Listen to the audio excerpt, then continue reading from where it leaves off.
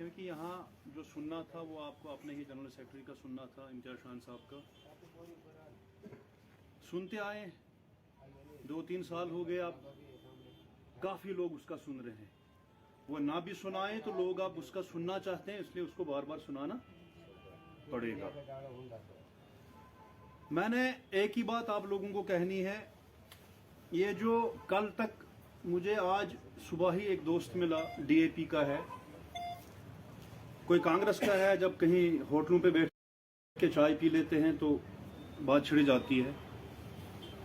जो अभी इन्होंने कहा भाई शोकडेंग आपने लोगों को रास्ता दिखाया गोल का, मैंने कहा मुझे बता रास्ता कौन सा है आपके पास, आप तो दिखाओ कोई रास्ता जो है मैं भी सुनूं कम से कम। मैंने कहा आज तक आप विकार रसूल साहब की सपोर्ट कर रहे थे, आज आप कह रहे हैं कि विकार रसूल साहब गलत है। डीएपी का आदमी कह रहा है, आप खुद कह रहे हैं कि एनसी का कैंडिडेट गलत है, शायद आप खुद भी कैंडिडेट नहीं है, तो मुझे बताओ आपके पास रास्ता कौन सा है जो मैं मानूं कि भाई आप कोई रास्ता तो दिखा रहे हो मुझे। मैंने कहा जो मैं रास्ता दिखाया है लोगों को या दिखा रहा हूं, मैंने कहा मैंने लोगों को रास्ता नहीं दिखाया। मैंने लोगों को कहा आओ, मैंने एक फैसला किया है एज एन इंडिविजुअल तौर पर कि मैं इम्तियाज खान के साथ हूं। मैंने सबसे पहले अपने तहसील रामसू की बात करूं या बानिहाल की बात करूं, इवन की फारूक साहब, इसने सच कहा, he was the only man. ये वाहिद एक शख्स था उस वक्त जो यहां पीडीपी में था। गुलाम रसूल साहब भी बड़े एक्टिव हुआ करते थे। जब महबूबा मुफ्ती को लोगों ने धोखा दे के चले गए थे, मैंने लोगों को आज तक नील के अंदर नहीं कहा है कि आओ हम इम्तियाज खान को वोट दें। मेरा एक ही नारा था, एक बार आके इम्तियाज खान साहब को मिलो, जिस तरह तुम विकार रसूल को मिलके आए हो, जिस तरह तुम बाकी लोगों को मिलके आए हो। आप मिलो, आप फैसला करो, आपका फैसला आपके हाथ में है। मेरे ज़मीर ने कहा यार इंसान अच्छा है, मैं शायद इसी की सपोर्ट करूंगा। तो मैं किसी के सामने सिलेंडर होने के लिए तैयार तो था नहीं। मैंने कहा यार एक ऐसी शख्सियत है जो मुझे लगा कि शोकडेंग तुझसे बहुत ज्यादा अच्छा है इंसान, तो एक अच्छे इंसान के साथ चलने में आपको कोई परेशानी नहीं आनी चाहिए। मेरे दोस्त, जो तहसील रामसू और पोगल की सरजमीन में जो शख्स इम्तियाज खान का मिला वो इम्तियाज खान का होके गया। अब मेरा क्या कसूर है इसमें?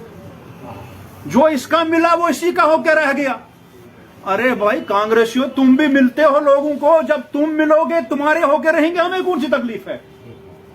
It depends upon your potential and talent. ये तुम्हारे अंदर आपकी जहानत का सवाल पैदा होता है।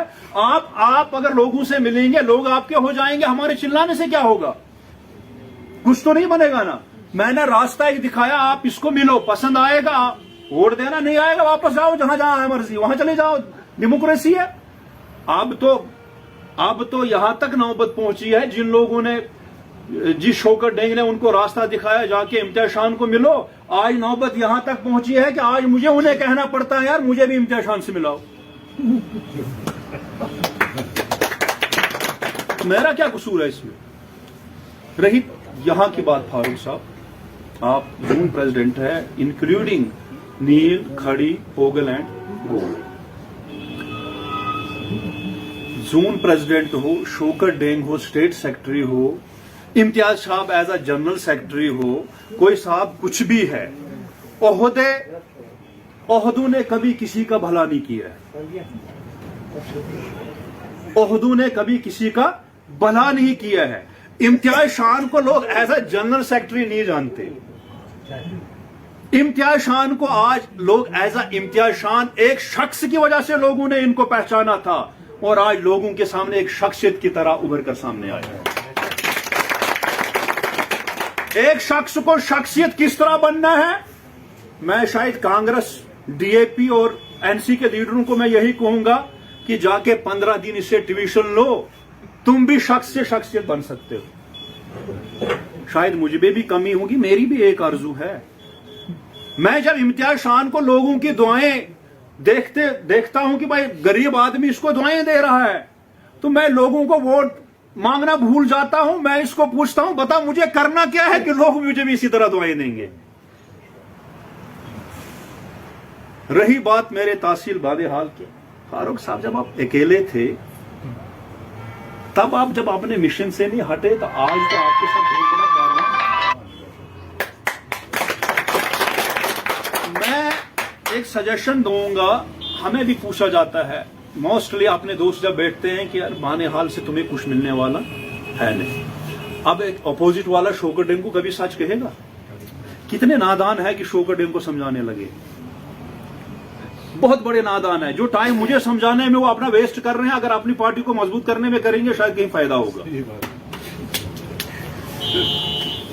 मेरे दोस्त, आपके पास अगर 100 आदमी, आप हमेशा इस वक्त भी आपके पास 100 आदमी यहां है, अगर आप 100 एक आदमी अपना 10 से 20 वोट दे सकता है, मां है, बहन है, चाचा है, भाई है, रिश्तेदारी है, वो हमारे पास 2000 वोट हो गए। कितने वोट हो गए? जो ये आदमी पूछ रहे हैं कि जो लीडर्स हमें पूछ रहे हैं तुम्हें यहां से 200 वोट नहीं आएंगे, मैं उनको कह रहा हूं 200 तो वर्कर हमारे पास है। ये सफेद, अगर झूठ बोलने के लिए भी एक हुनर चाहे, क्या करें, इनके पास वो भी नहीं। मैं अपनी नील की बात करूं, मैं आज 4-5 दिन से वहां ही था, कहीं बाहर ही था। मैं कसम खाकर कहता हूं मेरी नील के अंदर आज लाइट 4 दिन से नहीं है। फोन उठा के मैंने किसी मुलाजिम को किया, मैंने कहा भाई नील के अंदर 3 दिन से लाइट है ही नहीं।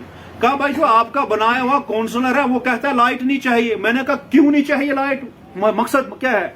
कहा मेरे भाई उसके 2 मकान है, उसने आज तक एग्रीमेंट किया ही नहीं है, हम पूछ रहे हैं भाई हम लाइट नहीं देंगे, वो कहता है बेहतर है लाइट मत दो ताकि मुझे एग्रीमेंट ना करना पड़े।